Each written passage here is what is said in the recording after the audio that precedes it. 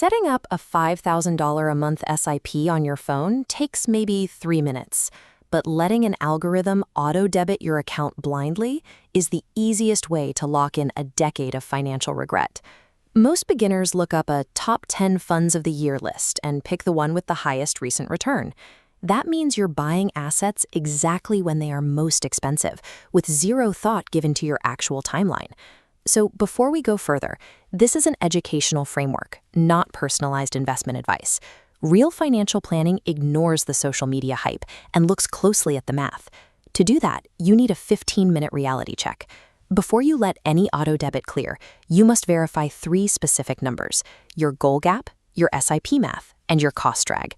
Giving up the quick rush of buying a famous fund logo takes discipline, but trading that dopamine hit for rigorous math is how you ensure that your monthly $5,000 actually buys a solid plan. The first number is your goal gap. This is exactly how much money you need for a specific milestone, minus whatever you've already saved for it. And before you even calculate this, you need a full emergency cash buffer sitting in a completely separate account. Long-term SIPs are not for emergency cash. Look at this equation.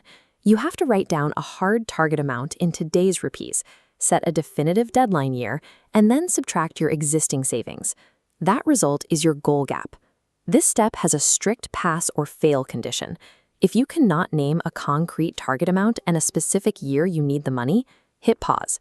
Do not start a goal-based SIP yet. Starting an investment just because everyone else is doing it leaves you running a race without a finish line. If you don't define the goal gap, you have no way to measure your progress and no clue when to exit. Once you know your gap, you check the second number, your SIP math. This tells you if your planned monthly contribution will actually get you to your target over your time frame. This chart maps projected 10-year growth using conservative annual returns of 8%, 10%, and 12%. Priya needs 14 lakh rupees. We map her 5,000 rupee monthly SIP along the bottom axis. At a realistic 10% return, it reaches about 11 lakh rupees, falling short of her target. Hoping the fund wildly outperforms isn't a strategy. Priya has to adjust the math. She needs to increase her monthly SIP to 7 or 8,000 rupees, extend her timeline past 10 years, or lower her overall house budget. Doing this conservative calculation right at the start strips away false hope. You want your major life milestones funded by mathematical reality, not blind optimism. The third and final number is cost drag. These are the systemic expenses and hidden penalties that quietly eat away at your compounding wealth over the decades.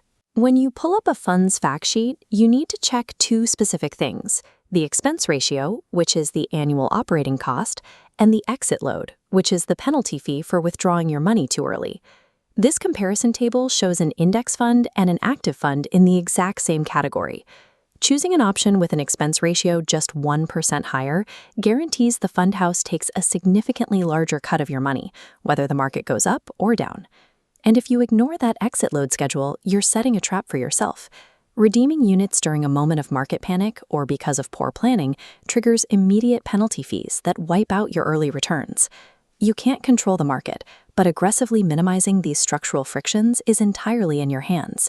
Ignoring a seemingly tiny percentage fee today compounds into a massive loss of wealth over a 20-year horizon.